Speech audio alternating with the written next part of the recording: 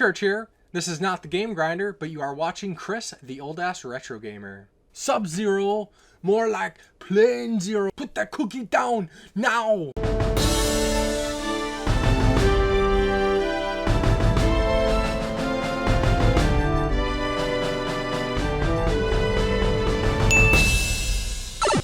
Hey everybody, Chris, the old-ass retro gamer here, and welcome to day 12 in the Licensed Video Game Challenge.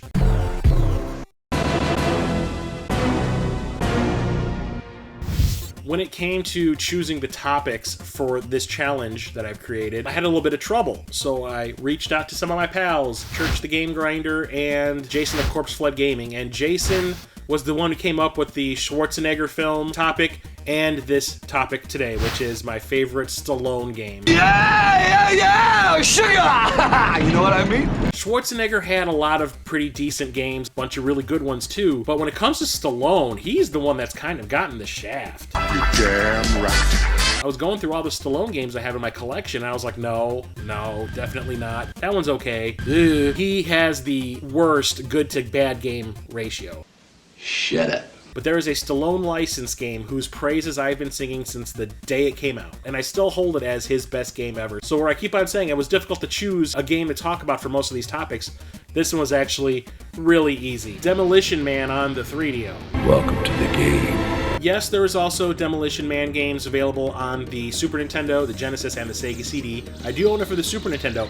It's good. This game blows every single Stallone video game out of the water. Demolition Man is a movie that came out in 1993, co-stars Wesley Snipes and Sandra Bullock, which I thought was supposed to be a sci-fi action movie. Turns out it's a sci-fi action comedy, almost parody of action movies. It's fantastic, still one of my favorite movies to this day.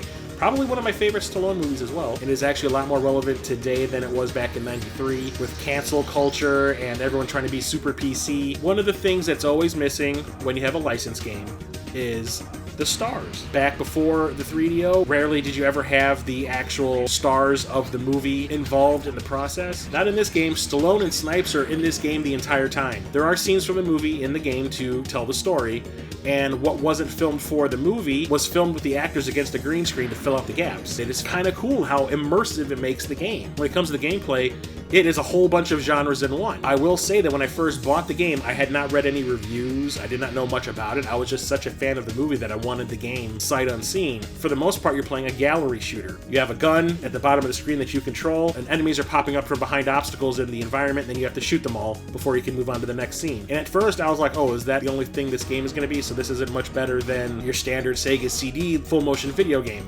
Okay, I guess I made a mistake. Keep trying, you piece of shit! But then things started happening. The first section of the game is recreating the opening of the movie, where you are going after Simon Phoenix, and you end up fighting before the building that you're in blows up. Well, when you get to that point in the game, all of a sudden it turns into a one-on-one fighting game, and you're actually playing as Stallone, and you are fighting up against Wesley Snipes. This is going to another level. It's a little janky control-wise. Back in the day, it just blew my mind that this was actually happening. And then once that happens and you go into the future, yes, there are more gallery shooting levels, but a lot of them have a puzzle element mixed into it, because you're going up against Simon Phoenix in that history museum, and you're not really trying to kill him, you're trying to destroy the obstacles he's hiding behind in order to get him to run away so you can chase him. Once you get into the sewer levels, all of a sudden it's a first-person shooter, and you're actually Doom-style running through corridors, taking out the gang that lives in the sewers. This is going to the next level. Those are the parts that take up the most of the game because they're really long and drawn-out scenes, and by the time you get to the end, you're usually kind of sick of those parts and ready to move on to something else.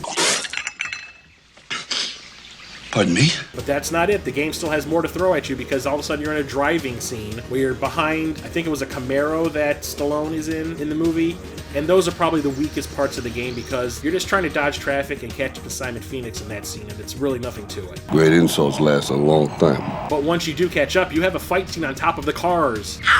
It was so cool playing this back in '93, and I was just like, this game is blowing my freaking mind. I've never played a licensed game like this before. Virgin did every single thing they could to make it feel like you're playing the movie, and it looks like they went out of their way to make sure that it felt that way by bringing in the actors. You can tell the people that worked on this game had seen the movie, picked out all these details that would make you feel like you were in the movie, and worked them into the gameplay. It's just something to behold. The only thing is, when it comes to the actual gameplay, they don't actually play the score by Elliot Goldenthal. They play music by, I think it's Tommy Tallarico, who made this like rock techno music that you're listening to for most of the game. It's weird, but it kind of works. It's catchy. This is the very definition of a licensed game done right. It's just a shame that nobody actually owned a 3DO back in the day and was able to experience it. Bang, down, owned. Super impressive.